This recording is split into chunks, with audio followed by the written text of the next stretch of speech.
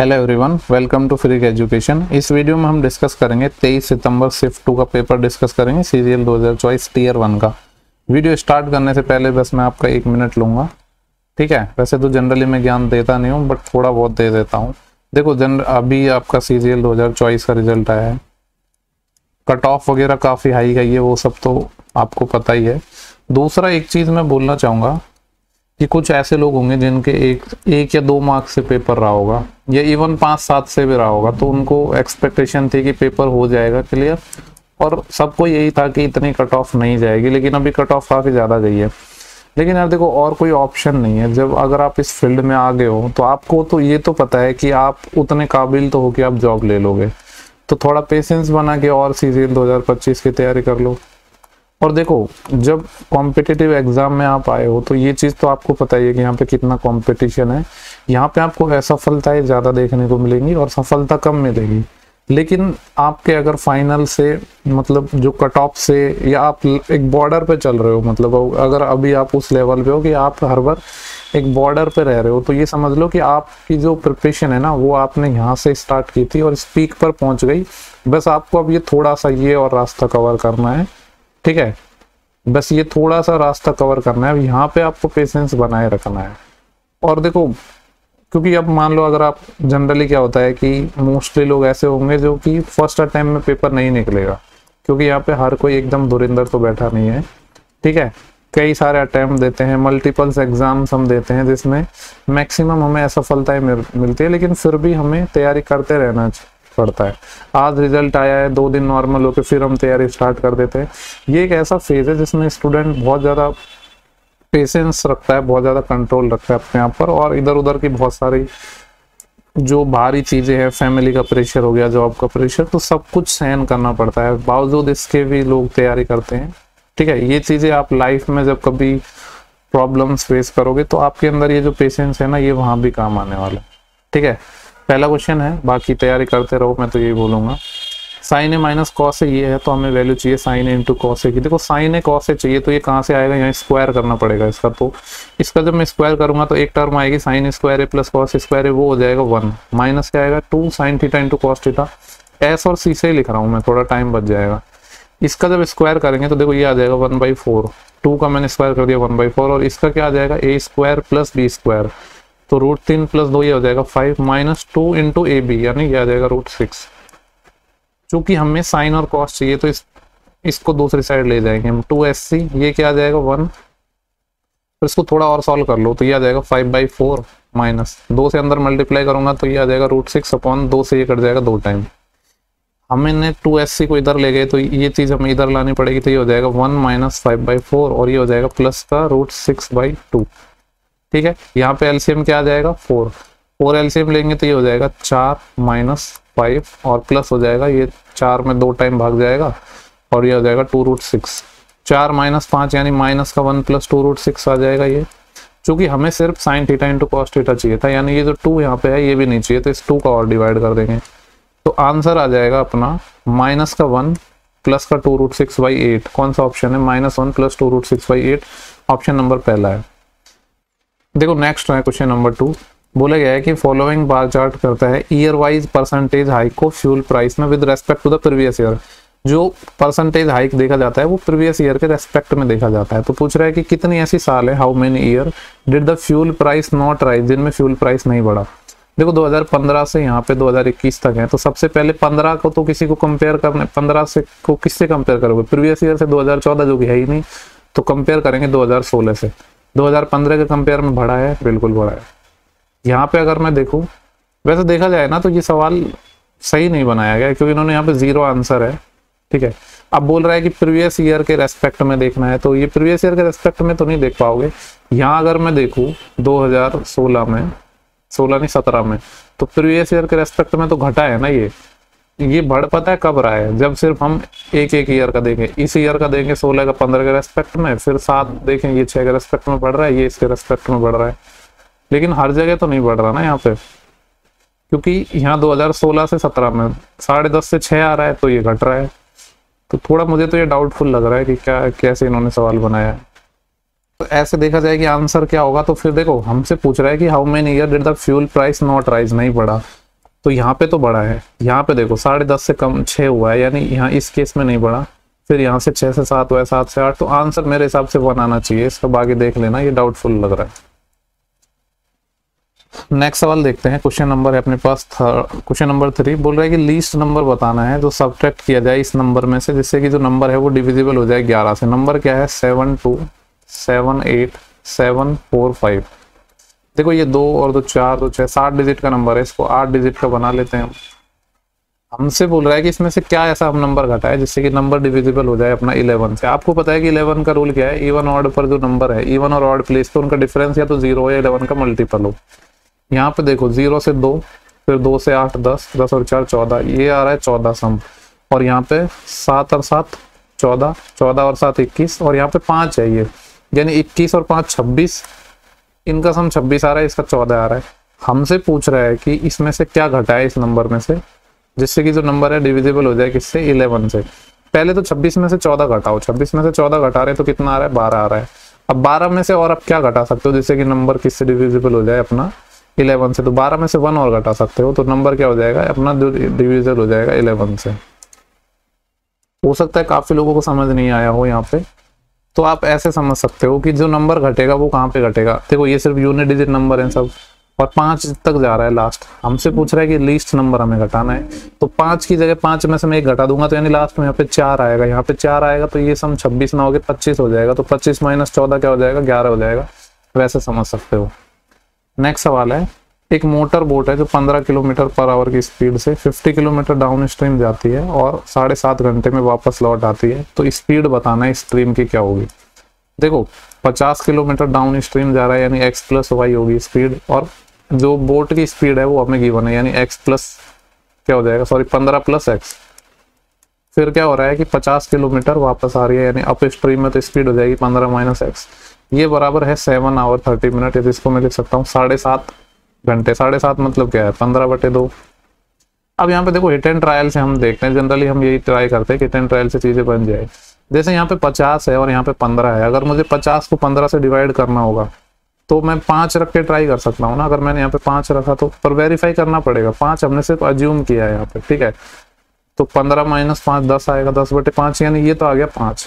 यहाँ पे मैंने अगर 5 रखा तो ये 20 हो जाएगा।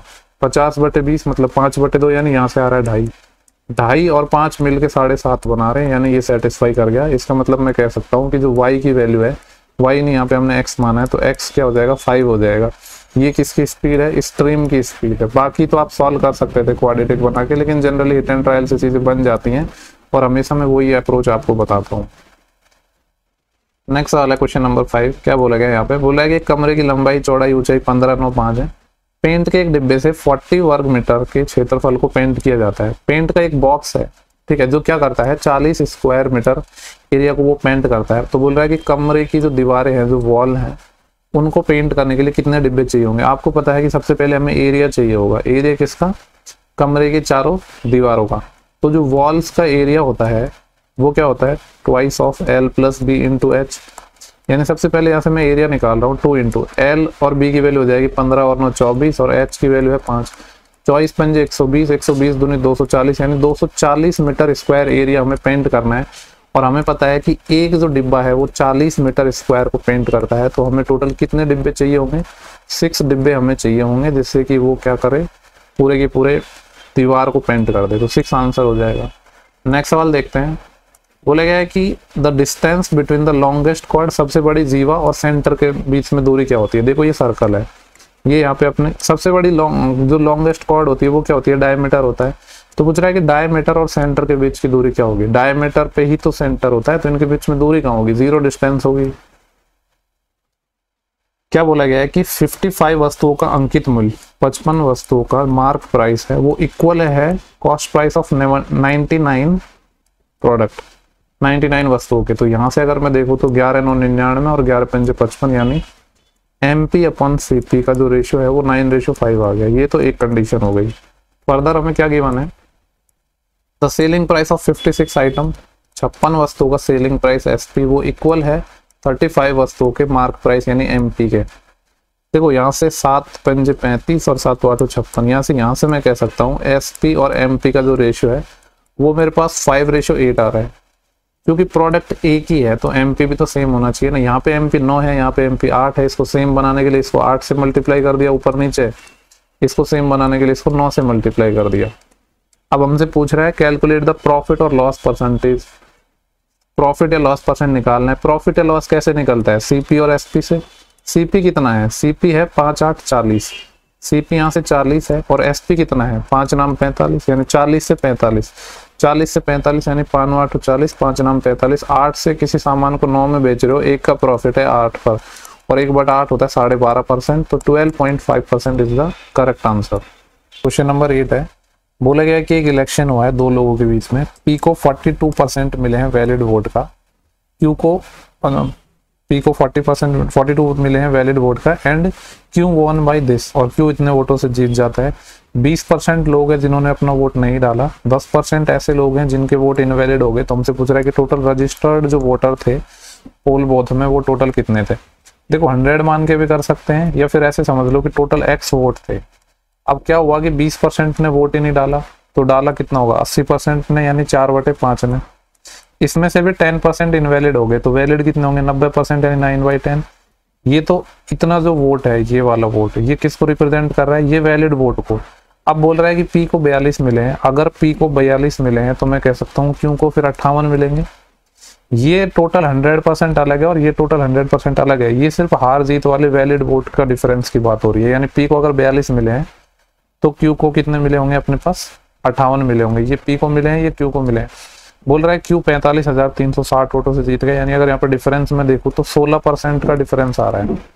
यानी मैं कह सकता हूँ इसका 16%, यानी 16/100, या इसको थोड़ा सॉल्व करेंगे तो 4/25, यानी इसका 4/25।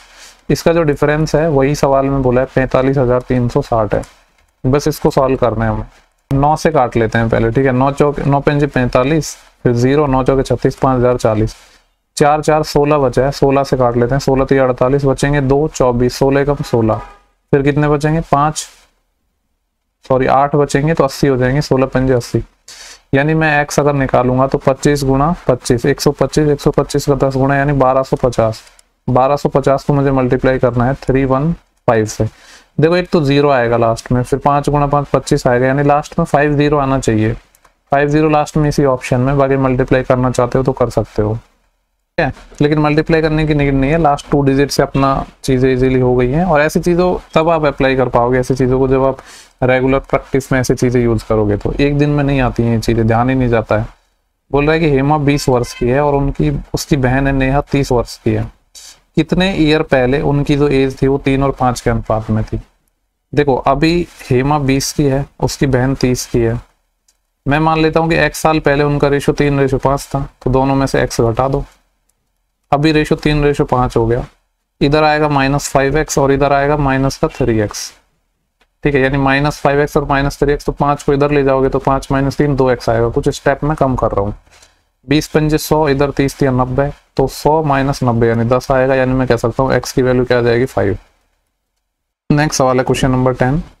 बोला गया ए बी एक क्या है? कॉर्ड है एक सर्कल की जिसका सेंटर O है, ठीक है, और एक लाइन सेगमेंट है DOC। देखो O सर्कल का सेंटर था और DOC लाइन सेगमेंट है, यानी ये सर्कल से सेंटर से होकर गुजर रहा है।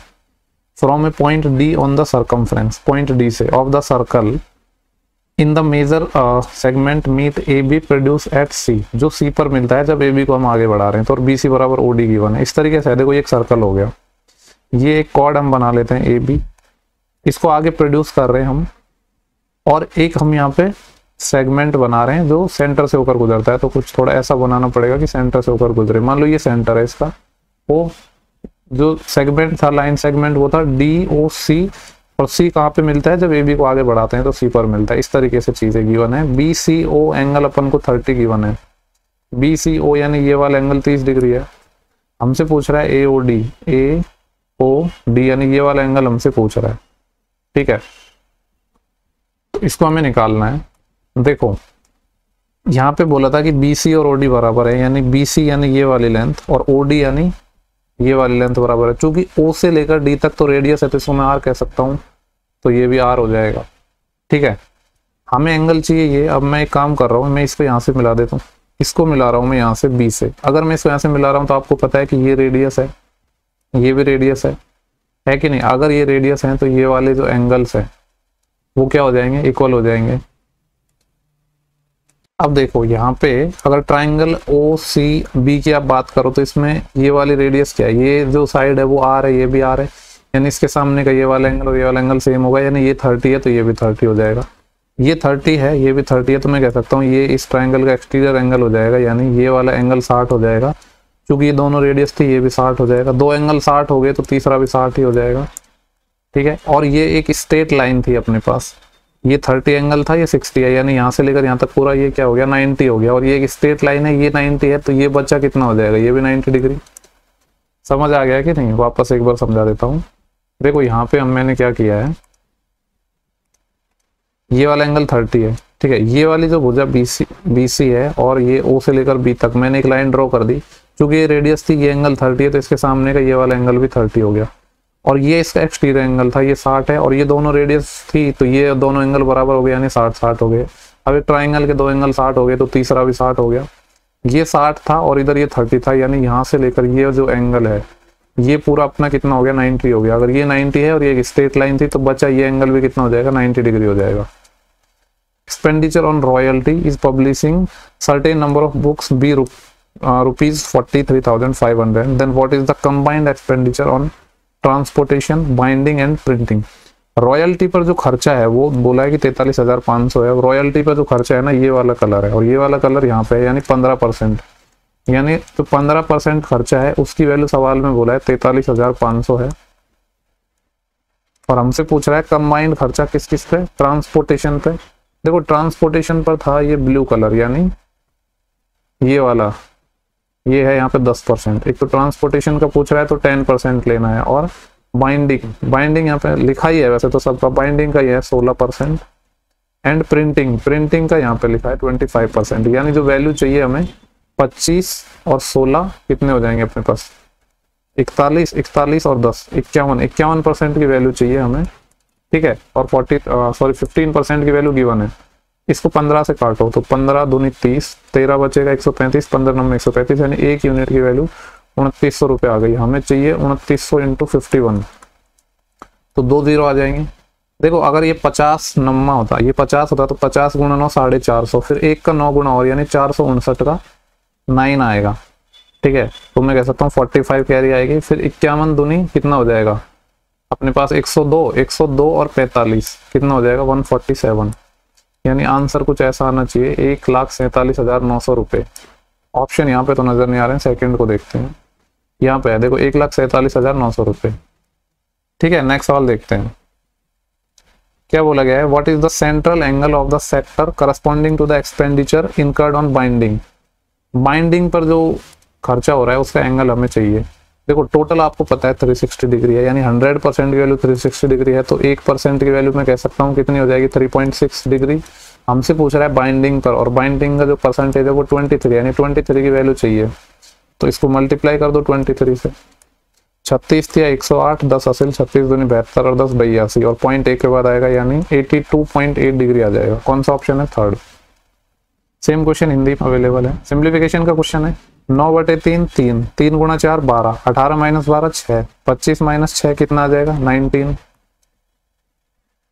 बोले गए XAB एंड XCD दो सेकेंड हैं एक सर्कल पर। ठीक है, देखो सेकेंड है और XAB और XCD, XA की वैल्यू ये है। देखो ऑब्वियस सी बात है कि यहाँ पे XAB आ रहा है, यानी कहीं ना कहीं ये बाहर मिलेंगी, क्योंकि 3 पॉइंट है ना, XAB और XCD, और X इनका कॉमन पॉइंट था, तो एक्चुअली X तो यहाँ लेना पड़ेगा, ऐसे लेना पड़ेगा XAB और XCD, क्योंकि स्टार्ट X से हो रहा है ना, तो ऐसा तो है नहीं कि जब हम बीच से थोड़ी ना काउंट करते हैं, इसको बीच से थोड़ी ना बोलेंगे, हम कोने से नाम देते हैं ना, तो ये एक दूसरे को बाहर मिलती है। XA की वैल्यू 18 है, यानी यहाँ से ये वाली वैल्यू 18 हो गई। AB 22 है, XC 24 है। हमसे पूछ रहा है XD, यानी यहाँ से लेकर यहाँ तक की कंप्लीट लेंथ पूछ रहा है।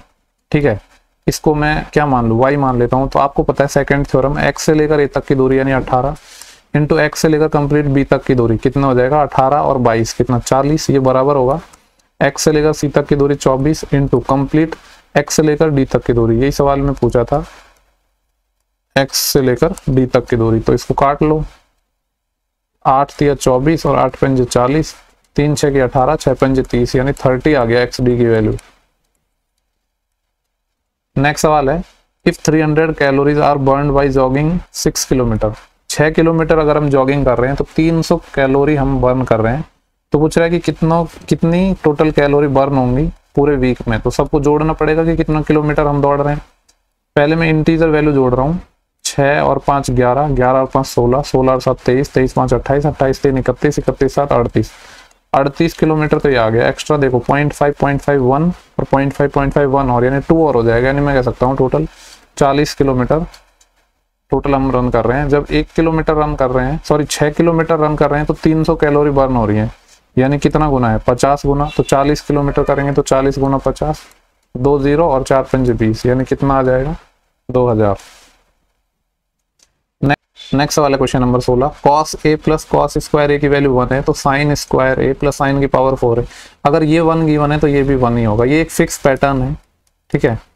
आप लोगों ने अगर ट्रिग्नोमेट्री थोड़ी भी तरीके से पढ़ी है तो ये पैटर्न आपने पढ़ा होगा। यहाँ पे हालांकि मैं आपको बताऊंगा, लेकिन ये आपको पता होना चाहिए। देखो ऑप्शन में हमें गिवन है कॉस, सिर्फ कॉस फंक्शन है, जबकि जो पूछ रहा है वो साइन। तो हमारा जो पर्पज है वो है कि यहाँ से हमें साइन फंक्शन को लाना है। कैसे ला सकते हो साइन फंक्शन, ये कॉस स्क्वायर को दूसरी साइड ले गया तो 1 माइनस कॉस स्क्वायर हो जाएगा, जो क्या बन जाएगा साइन स्क्वायर। अगर साइन स्क्वायर ए बराबर कॉस है तो एक तो साइन स्क्वायर ए चाहिए था मुझे, एक साइन की पावर 4 ए चाहिए था, तो इसका एक बार और स्क्वायर कर दो यानी कॉस स्क्वायर ए। ये दोनों वैल्यू जब यहाँ पे सब्स्टिट्यूट करोगे आप तो क्या बच गया, क्या बन गया, ये sine square A cos A हो गया, साइन की पावर 4 ए कॉस स्क्वायर हो गया।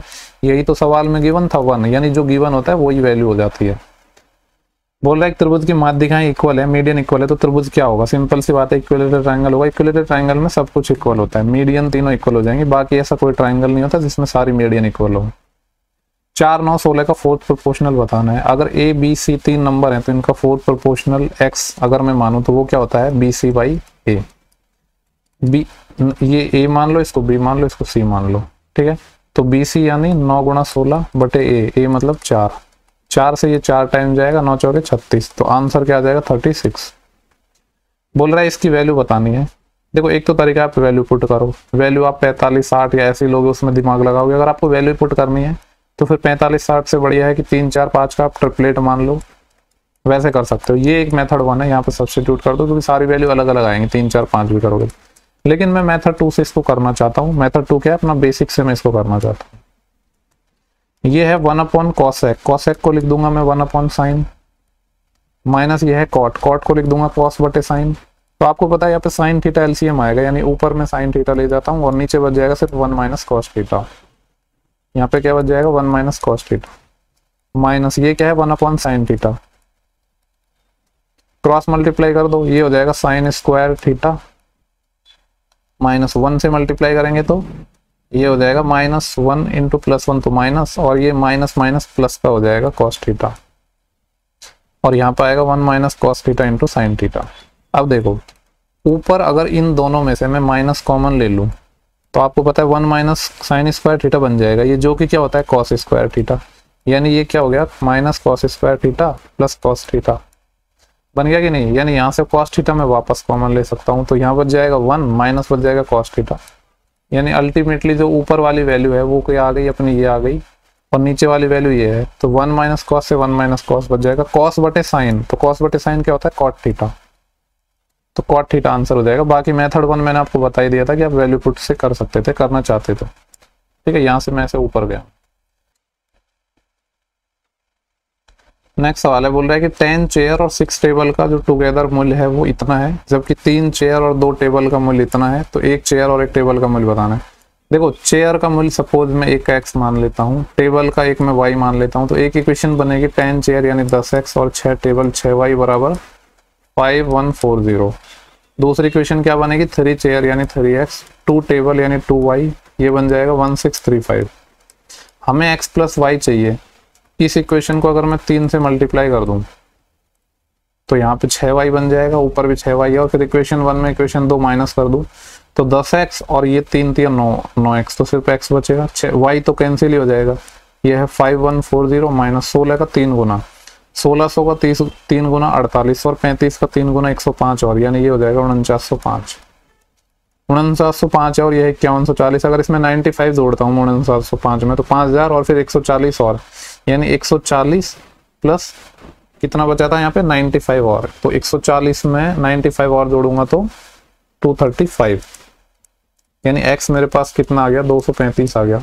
अगर x 235 आ गया तो कोई भी इक्वेशन से y निकाल सकते हो। y क्या आ जाएगा 1635 माइनस x का 3 गुना 230 का 3 गुना 690 होता है, लेकिन 5 का 3 गुना 15 और, यानी ये हो जाएगा 705। 5 माइनस 5 0 और 163 में से 70 जाएगा तो 30, तो यहाँ से बचा 100 जाने के लिए 63 और, यानी 30 63 93 935। कुछ तो गड़बड़ है। अच्छा यहाँ पे 0 बचेगा ना, ये 5 माइनस 5 ये 0 आएगा, 930 आएगा। तो y क्या आएगा 2 चौके 8 और 2 6 की 12, बचेंगे 1 2 25, y 465 आ गया। हमें x प्लस y चाहिए था, यानी 235 एंड 465। तो ये कितना हो जाएगा 65 35 100 400 200 600, यानी 700 रुपये आ जाएगा। ये ऑप्शन नंबर 4 बोल रहा है a plus B plus C की वैल्यू 0 है, a square plus B square plus 2a भी चाहिए, तो इसकी वैल्यू बतानी है। देखो यहाँ पे कुछ मान भाव होंगे जो वैल्यू पुटिंग कर देंगे, लेकिन यहाँ पे आप सिंपली आपको नजर नहीं आ रहा क्या a square B square plus 2a भी चाहिए, तो यहाँ से नहीं निकाल सकते हम। a प्लस बी, इसी को दूसरी साइड ले जाऊंगा माइनस सी, इसका स्क्वायर कर देते हैं, a square plus B square plus 2ab, यही तो सवाल में पूछा था। माइनस सी का स्क्वायर क्या हो जाएगा सी स्क्वायर, तो आंसर क्या आ जाएगा सी स्क्वायर। यहाँ पे भी वैल्यू पुटिंग मत कर देना। सवाल है सिंपल इंटरेस्ट बताना है। Simple interest on sum for 8 year is 3/5 of the sum. Rate of interest बताना है। जनरली मैं आपको ऐसा ही बराबर PRT/100 से बताता हूँ, लेकिन अगर वैसे नहीं करना है तो और बेहतर तरीका समझते हैं। देखो प्रिंसिपल होता है 100% अपने आप में। अब बोल रहा है कि जो इंटरेस्ट है वो प्रिंसिपल का 3/5 है। 3 कितना है 5। 3/5 क्या होता है 60%। 100 का 3/5 निकालोगे तो कितना आएगा 60%, यानी 60% सिंपल इंटरेस्ट आ रहा है। कितने साल में 8 साल में। चूंकि 100 पे ही तो निकालना है तो 1 साल का निकाल लो कितना आ रहा है, वही रेट हो जाएगी अपने। 1 साल का जो भी इंटरेस्ट होगा वही रेट हो जाएगी, क्योंकि 100 पे ही हम निकाल रहे हैं। तो 60/8, 60/8 को 4 से काटोगे तो 15/2 मतलब 7.5%। ठीक है, ये सबसे बेटर तरीका है अगर ऐसा ही बराबर PRT/100 से नहीं निकालना चाहते हो तो। आगे से हम ऐसे सवाल आएंगे ना, ऐसे ही मैं बताऊंगा 100 मान के। बोल रहा है कि मार्क प्राइस है एक बेड शीट का 500 रुपये है at the time of its sale. 2 successive discount दिए जाते हैं 10 और 5% के, तो सेलिंग प्राइस बताना है। देखो 500 रुपये की कोई वस्तु अवेलेबल है, एक तो 10% का डिस्काउंट दे दिया तो 9/10 में बेचेंगे, दूसरा 5% का डिस्काउंट दे दिया, 5% 1/20 होता है, तो बेचेंगे कितने में 19/20 में। 0 0 0 0। ठीक है, 19 9 कितने होते हैं 171। 171 का 5 गुना, 5 एकम 5, 5 7 35, 3 कैरी और 5 एकम 5 3 8, 855/2। 800 को आधा 400 और 55 का आधा 27.5, यानी ये हो जाएगा 427.5। नेक्स्ट सवाल है अपना। बोले कि पानी और आम के सांद्रण को 9:7 के अनुपात में मिलाकर आम का जूस बनाया जाता है। 160 लीटर आम के जूस में टोटल जो आम है वो 160 लीटर है। 9 और 7 के रेशियो में था, यानी मैं कह सकता हूँ 90 तो ये हो जाएगा और 70 ये हो जाएगा। 90 लीटर और 70 लीटर 9 7 में मैंने बांट दिया। अब क्या बोल रहे हैं, इसमें हम x लीटर तो पानी मिला रहे हैं, पहला वाला पानी था यानी x लीटर पानी मिला दिया और 3x लीटर आम मिला दिया हमने, 3x ये मिला दिया, तो जो नया रेशो है वो 13:14 हो गया। तो हमसे बताना है कि आम के नए जूस की मात्रा क्या होगी। सबसे पहले तो हम यहाँ पे x फाइंड करेंगे। देखो फटाफट मल्टीप्लाई करते हैं, इधर 14x आएगा और इधर 39x आएगा, तो 39x माइनस 14x तो कितना हो जाएगा ये 25x। इनडायरेक्ट लिख दो 25x बराबर क्या आएगा, एक जगह तो आएगा अपना यहाँ पे 13 गुना 7, 13 7 91 यानी 910, और इसको माइनस कर देंगे। एक्चुअली ये बड़ा आएगा तो ये इधर जाएगा, 14 9 126 यानी 1260 माइनस 13 7 91 यानी 910, 0 और ये कितना बचेगा 9, तो यहाँ से बचा 100 पे जाने के लिए 26 यहाँ से, यानी 26 और 9 35। तो x में कह सकता हूँ कितना आएगा 25 से काट दो, 25 से कम 25, 10 बचेंगे 100 हो जाएंगे, 25 चौके 100 यानी x की वैल्यू 14 आ गई। अब बोल रहा है कि अब जो जूस है वो कितने लीटर का है। पहले था 160 लीटर का, उसमें हमने x लीटर और 3x लीटर में कह सकता हूँ टोटल 4x लीटर मिलाया है, और x की वैल्यू कितनी आई है 14, यानी ये हो जाएगा 160 प्लस 14 चौके 56, 16 और 5 21, तो कितना आ जाएगा 216 लीटर। ऑप्शन 4। देखो लास्ट सवाल है, सिर्फ बोल रहा है कि 3 पाइप हैं पी क्यू और आर, मिलकर एक टैंक को भरने में 4 घंटे लेते हैं। यानी जब तीनों को एक साथ हम भर रहे हैं, ओपन कर रहे हैं, तो टोटल 4 घंटे लग रहे हैं। अभी क्या बोल रहा है कि तीनों पाइपों को एक साथ खोला जाता है, 3 घंटे के बाद बी को बंद कर दिया। यानी देखो तीनों को एक साथ खोला पी क्यू आर को, लेकिन 3 घंटे के बाद पी को बंद कर दिया। यानी पी ने सिर्फ 3 घंटे ही काम किया। ऐसे समझ लो 3 time of P plus Q plus R, यानी P plus Q plus R ने 3 घंटे तक भरा। अब हम पी को बंद कर रहे हैं, यानी अब पी नहीं रहेगा, और क्यू तथा आर शेष टैंक को 2 घंटे में भर देते हैं। अभी 2 घंटे में भर रहे हैं क्यू और आर, क्यू प्लस आर। पूछ रहा है कि पी अकेले टैंक को भरने में कितने घंटे का समय लेगा। देखो यहाँ पे इसको सॉल्व करें हम, तो इधर आ रहा है 4 से मल्टीप्लाई करूंगा तो 4p, और यहाँ पे है 3p, तो 4p माइनस 3p, p आ जाएगा। यहाँ पे देखो 3q और 3r आएगा, और इधर है 2q और 2r, यानी 3 और 2 जोड़ेंगे तो 5q और 5r आ रहा है। लेकिन जब यहाँ पे 4 को मल्टीप्लाई करेंगे तो 4q और 4r आएगा, वो इधर माइनस हो जाएगा, तो यहाँ पे सिर्फ क्या बचेगा, q प्लस r। यानी p की जो इफिशियंसी है वो बराबर है q और r की इफिशियंसी के बराबर। ठीक है, अगर इनकी इफिशियंसी का रेशियो, मैं ये भी तो कह सकता हूँ कि इनकी इफिशियंसी का रेशियो है वो 1:1 हो गया। अगर इफिशियंसी का रेशियो 1:1 हो गया तो यहाँ से टोटल वर्क हम निकाल सकते हैं। तीनों की efficiency P plus Q plus R की मिला के कितनी होगी, 1 और 1 2, यानी 2 इफिशियंसी है, और ये 4 घंटे में भर देते थे, तो टोटल 8 घंटे हो गए। ठीक है, अच्छा सवाल है, 8 घंटे हो गए टोटल। हमसे पूछ रहा है कि P अकेले कितने टाइम में भरेगा। P की इफिशियंसी क्या है 1, तो 8/1, यानी कितना टाइम लगेगा, 8 आवर। उम्मीद कर रहा हूँ सवाल क्लियर हो गया होगा, कोई डाउट नहीं रहना चाहिए। अगर डाउट है तो वापस रिवर्स करके देख सकते हो। ठीक है, डाउट हो तो आप कहीं भी पूछ सकते हो, आप चाहो तो कमेंट बॉक्स में, ठीक है, या फिर आपके जो डिस्क्रिप्शन बॉक्स है वहां पे मिल जाएंगी चीजें आपको, सारी लिंक वगैरह, तो आप मैसेज कर सकते हो कोई भी डाउट हो तो। यूट्यूब के जो अबाउट सेक्शन है उसमें भी मैंने सारे लिंक्स वगैरह प्रोवाइड करवाए हैं। बाकी टेलीग्राम चैनल को भी ज्वाइन कर लो। नेक्स्ट सेशन में हम जल्दी मिलेंगे, तब तक के लिए bye bye, take care, thank you for watching, have a good day.